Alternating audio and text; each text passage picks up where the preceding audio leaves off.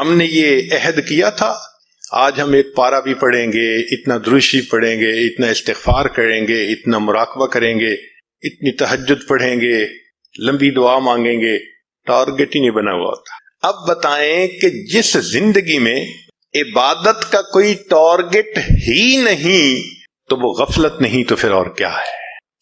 ایک بزرگ فرمایا کرتے تھے، اے دوست، جتنا دنیا میں رہنا ہے اتنا دنیا کے لیے کوشش کر لے، جتنا آخرت میں رہنا ہے اتنا آخرت کے لیے کوشش کر لے۔ بھئی ہماری محنت پروپورشنل ہونی چاہیے نا۔ دنیا میں تو رہنا ہے 150 سال، آخرت میں رہنا ہے ہمیشہ ہمیشہ، لیکن ہم دنیا کے لیے ٹائم کتنا سپینڈ کرتے ہیں اور آخرت کے لیے کتنا کرتے ہیں، کوئی آپس میں پروپورشن ہی نظر نہیں آتا۔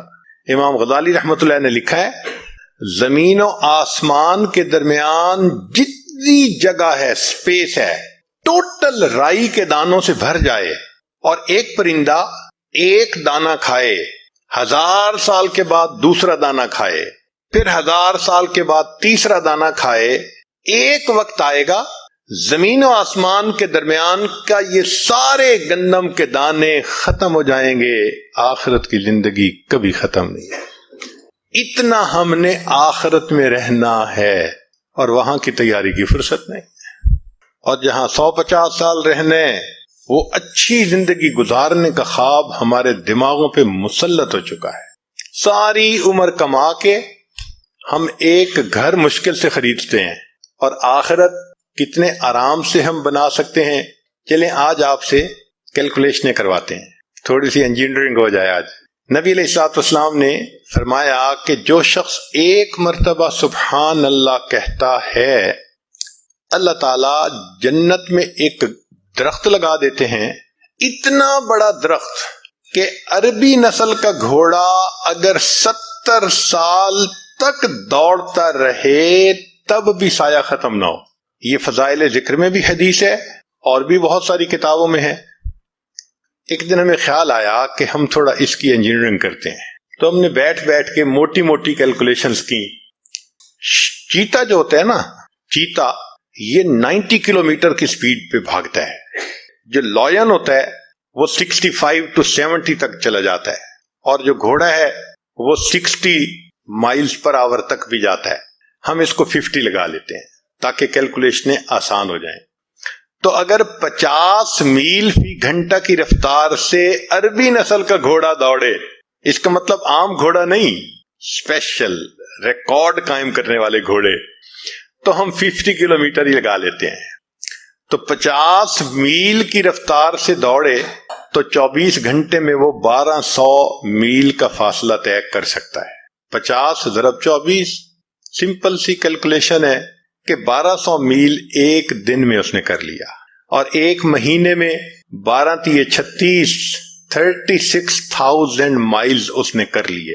اب ایک مہینے میں اگر 36,000 میل کیے تو سنیے، ہماری زمین کا جو گھیر ہے، سرکمفرنس ہے، وہ 24,000 کلومیٹر ہے، مائل ہے، اور زمین 1000 میل فی گھنٹہ کی رفتار سے گھوم رہی ہے۔ اس لیے 24 گھنٹے میں ہمارا دن رات کا سائیکل مکمل ہو جاتا ہے۔ تو اگر 24,000 میل زمین کا گھیر ہے تو یہاں تو 36,000 کر لیا۔ اس کا مطلب کہ وہ گھوڑا ایک دن میں، ایک مہینے میں 1.5 زمین کے برابر ایریا کور کر سکتا ہے۔ اچھا، 1.5 زمین ایک مہینے میں، تو ایک سال میں 18 زمینیں، ایک سال میں 18 زمینیں، تو 70 سال میں 18 ضرب 70 تو تقریباً 1260 زمینیں بنی۔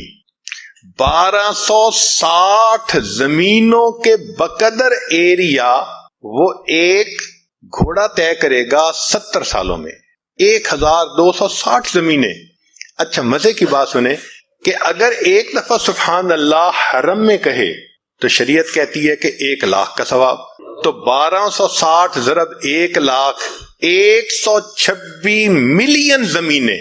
ایک مرتبہ سبحان اللہ کہنے پر اللہ آخرت میں اتنی بڑی جنت دیتے ہیں کہ وہ 126 ملین زمینوں کے برابر ہے۔ سوچئے ہم اپنا کتنا بڑا نقصان کر رہے ہیں۔ نبی علیہ السلام نے فرمایا ہر انسان کی جو مسلمان کی جو زمین آخرت میں ہے وہ پلین زمین ہے، اس کی جتنی عبادت ہوگی اتنا اس کو اللہ تعالیٰ بنائیں گے اور سجائیں گے۔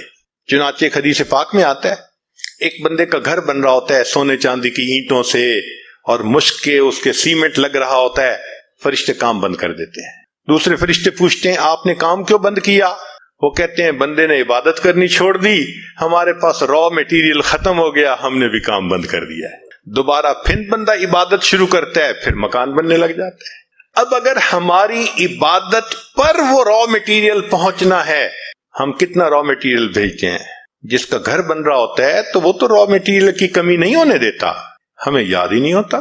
اللہ اکبر کبیرہ، ساری عمر کما کے تو 3 کمروں کا گھر نہیں خرید سکتے، یہ تو دنیا کی زندگی ہے، اور یہاں چند بار سبحان اللہ پڑھو، اللہ تعالیٰ ملین زمینوں کے برابر جنت کا ٹکڑا عطا فرما دیتے ہیں۔ تو آخرت منزل ہے اور دنیا کی مصروفیتیں اس کی رکاوٹ ہیں۔ ہمارے مشائخ نے کہا، بات ذرا پتے کی ہے، امید ہے کہ آپ اس کو یاد رکھیں گے۔ فرمایا دنیا کام کی جگہ، قبر آرام کی جگہ اور جنت انعام ملنے کی جگہ۔ دنیا کام کی جگہ، قبر آرام کی جگہ اور جنت انعام ملنے کی جگہ۔ جو بچہ محنت کرتا ہے اسی کو انعام ملتا ہے۔ ہم دنیا میں محنت کریں گے آخرت کی تو پھر آخرت میں انعام پائیں گے، اور اگر دنیا ہی میں ہم نے دل لگائے رکھا اور آخرت یاد ہی نہ رہی اور دنیا کی محبت لے کے چلے گئے تو پھر پتہ ہے آخرت میں ہوگا کیا؟ مشائخ نے لکھا ہے اللہ تعالیٰ قیامت کے دن دنیا کو ایک بوڑھی عورت کی شکل میں کھڑا کریں گے، بہت کبھی صورت ہوگی، اور پھر فرمائیں گے کہ جب سے میں نے تمہیں پیدا کیا میں نے تمہیں کبھی رحمت کی نظر سے نہیں دیکھا، ایک مرتبہ بھی نہیں دیکھا، میں اب بھی تمہاری طرف نہیں دیکھنا چاہتا، اس کو لے جاؤ جہنم میں۔ جب اس بڑھیا کو گھسیٹ کے جہنم میں لے جانے لگیں گے فرشتے تو وہ بڑھیا اس وقت کہے گی اللہ ایک میری فریاد ہے۔ پوچھا جائے گا کیا؟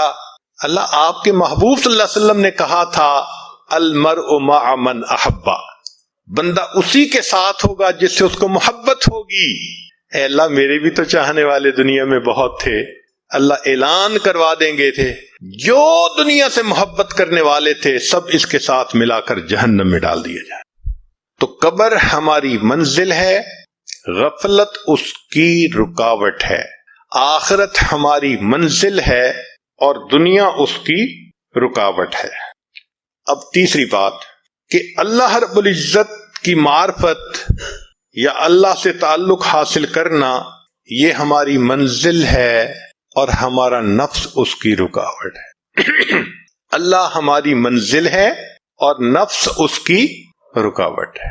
2 طرح کی پوجا ہوتی ہے، ایک ہے اللہ کی پوجا کہ ہر حال میں اللہ کی منشا کو پورا کرے، ایک ہے کہ نہیں اچھی لگی تو بات کر لی، اور اگر طبیعت کے خلاف ہے شریعت کا حکم تو طبیعت پہ عمل کر لیا، یہ نفس کی غلامی ہوتی ہے۔ یاد رکھیں زر پرستی، زن پرستی، شہوت پرستی، بت پرستی، نفس پرستی، یہ تمام کی تمام بت پرستی کی اقسام ہیں، خدا پرستی کوئی اور چیز ہے۔ اللہ کو پوجنا یعنی اللہ کی ہر حال میں ماننا یہ الگ چیز ہے۔ ایک بات ذہن میں رکھیے، اس دنیا میں اللہ رب العزت کے بعد جتنی نفس کی پوجا کی گئی اتنی پوجا کسی اور بت کی نہیں کی گئی۔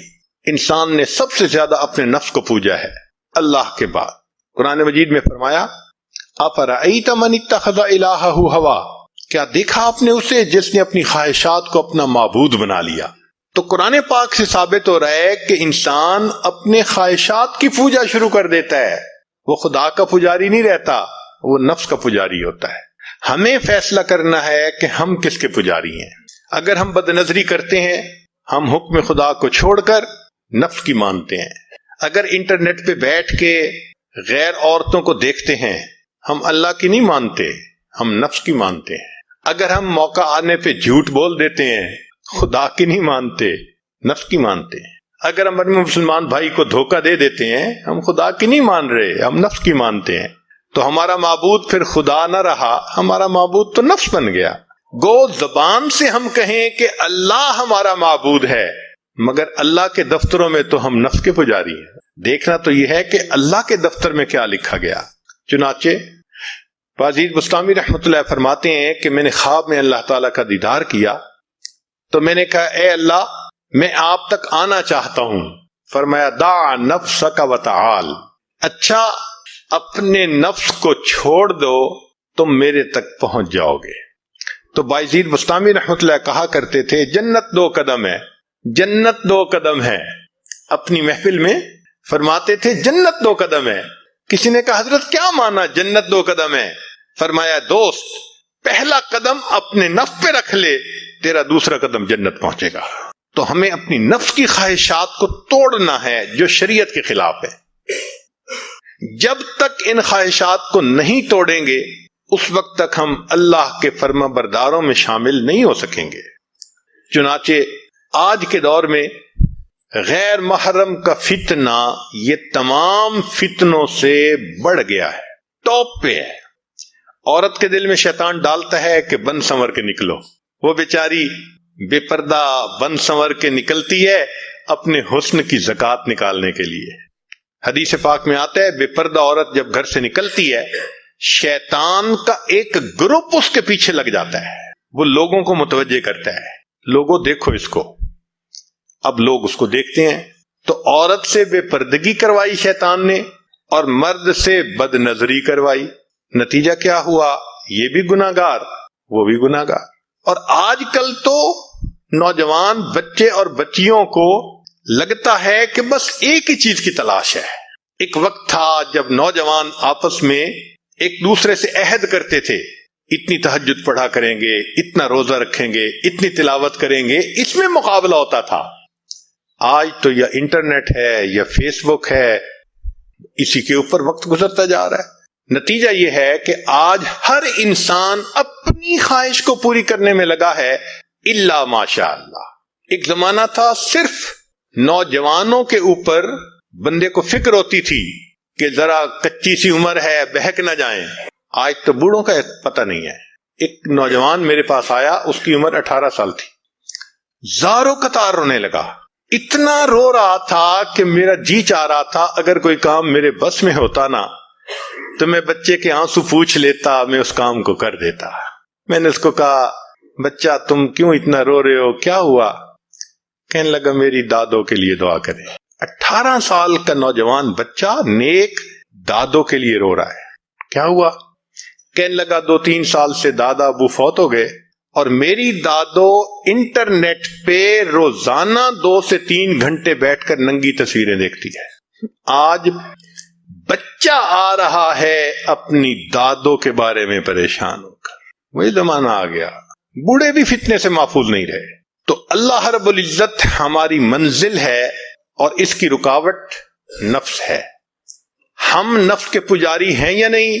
ایک کوئک کوسچن اپنے دل میں تھوڑی دیر کے لیے یہ سوچئے، ہم سیل فون کا غلط استعمال کرتے ہیں یا نہیں؟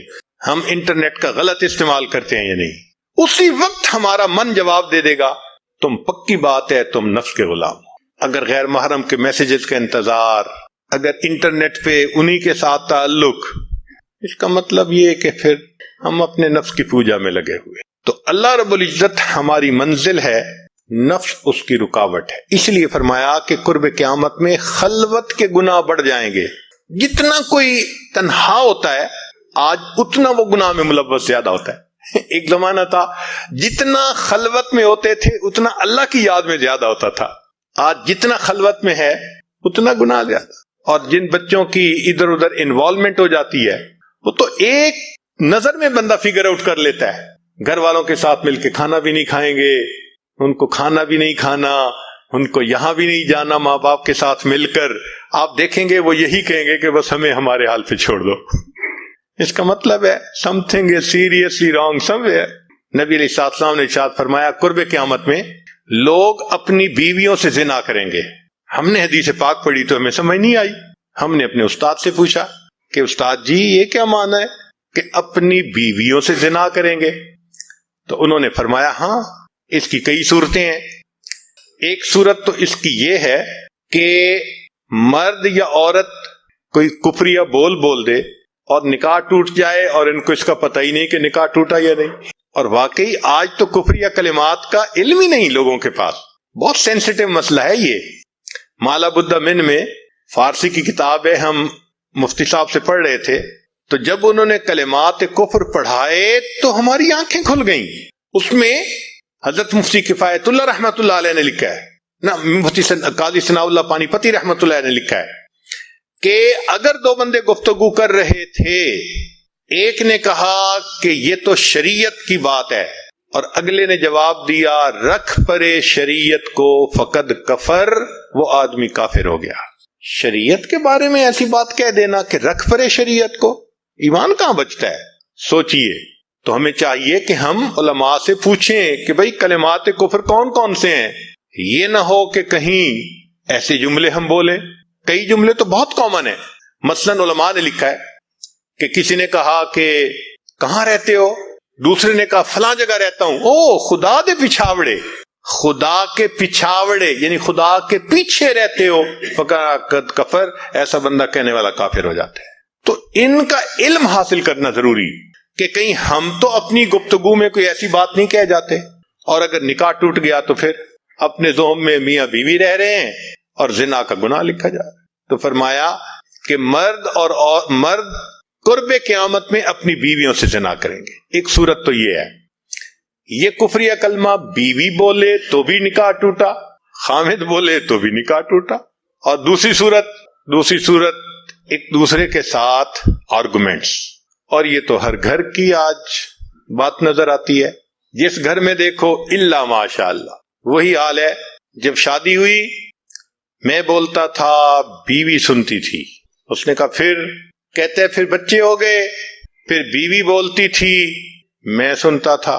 اس نے کہا پھر, کہتے پھر ہم دونوں بوڑھے ہو گئے, ہم دونوں بولتے تھے محلے والے سنتے تھے. تو بڑھاپے میں آرگومنٹس اور زیادہ. اب ان آرگومنٹس میں ہوتا کیا ہے کہ مرد کی زبان سے کنائے میں طلاق نکل جاتی ہے. کنایا کہتے ہیں کہ لفظ تو طلاق کا نہیں بولا لیکن بات ایسی کر دی کہ جس کا مفہوم طلاق والا ہوتا ہے, اس کو کنائے میں طلاق کہتے ہیں. اب یہ گناہ بہت زیادہ ہے کہ غصے میں کہہ دیتے ہیں چلی جا, مجھے تیری کوئی ضرورت نہیں آج کے بعد. اس قسم کے الفاظ کہ جس کا نتیجہ یہ نکلے کہ تو میری بیوی نہیں ہے, اس کو کنایا کہتے ہیں. اب اس کے مسئلے بھی سیکھنے چاہیے. بھئی نکاح کیا ہے تو کیسے ٹوٹ سکتا ہے, یہ مسئلے بھی تو آنے چاہیے نا. یہ کہاں لکھا ہوا ہے کہ آپ ٹیکس کے سب مسائل جانتے ہیں, بزنس کے سب کوڈز جانتے ہیں, فلاں کا سب نالج آپ نے حاصل کیا ہوا ہے, اور ایک مومن نکاح کر لیتا ہے اور اس کو نکاح طلاق کا پتہ ہی نہیں ہوتا. یہ کہاں کا انصاف ہے؟ شریعت کہتی ہے علم حاصل کرو. ایسا نہ ہو کہ کنائے میں طلاق ہو جائے, ہمیں پتہ بھی نہ ہو اور میاں بیوی مل کے رہ رہے. اور آج تو یہ معاملہ ہے کہ زبان سے طلاق کہہ دیتے ہیں, ہو بھی جاتی ہے, پتہ بھی ہے دونوں کو, مگر بدنامی ہو جائے گی, پھر ایک دوسرے کے ساتھ رہ رہے ہوتے ہیں. چنانچہ ہمیں ایسے لوگ ملے, 5 وقت کا نمازی, تہجد پڑھنے والا, سب نیکی کرنے والا. خود اس نے مجھے کہا کہ آج سے 8 سال پہلے میں نے اپنی بیوی کو طلاق دے دی تھی غصے میں. ویسے میں نے غصے میں دی تھی. میں نے کہا کبھی کسی نے بیوی کو خوش ہو کے طلاق دی؟ دیتا تو غصے میں ہی ہے نا. یہ کیا بات ہوئی کہ غصے میں دی تھی؟ بھئی طلاق تو ہو گئی. اور جی پھر بعد میں ہم نے سوچا وہ بھی نیک ہے, میں بھی نیک ہوں, بدنامی ہو جائے گی, بچے خراب ہو جائیں گے, تو بس پھر ہم نے پھر اکٹھا رہنا شروع کر دیا. نہ رشتہ داروں کو پتا, نہ علماء سے پوچھا, پھر میاں بیوی اکٹھا رہ رہے ہیں, ایک گھر ایک کمرے میں. اب بتائیں زنا ہو رہا ہے کہ نہیں ہو رہا؟ قربان جائیں اس سچے نبی صلی اللہ علیہ وسلم کی مبارک زبان پر 1400 سال پہلے وارن کر دیا تھا کہ قرب قیامت میں لوگ اپنی بیویوں سے زنا کریں گے. آج اس بات کی ضرورت ہے ہم دین کو پڑھیں, دین کو سمجھیں, دین کو سیکھیں, تاکہ اپنی زندگی شریعت کے مطابق گزار سکیں. اور یہ ایسا گناہ ہے زنا, اللہ اکبر, کہ قرآن مجید میں اس کے لیے فرمایا خالدین وَيَخْلُدُ فِيهِ مُحَانَا, خالدین فیہا کا لفظ آیا. تو مفسرین نے اس پر نقطہ لکھا کہ کافر ہمیشہ ہمیشہ جہنم میں رہیں گے، مومن مسلمان خطا کار کے لیے خالدین کا لفظ؟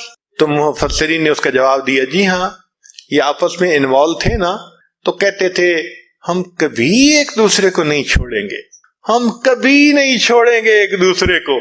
یہ جو وعدے کرتے تھے ہم کبھی ایک دوسرے کو نہیں چھوڑیں گے، ہمیشہ ساتھ رہیں گے، اللہ فرماتے ہیں میں بھی تمہیں پھر ہمیشہ ہمیشہ کا عذاب دوں۔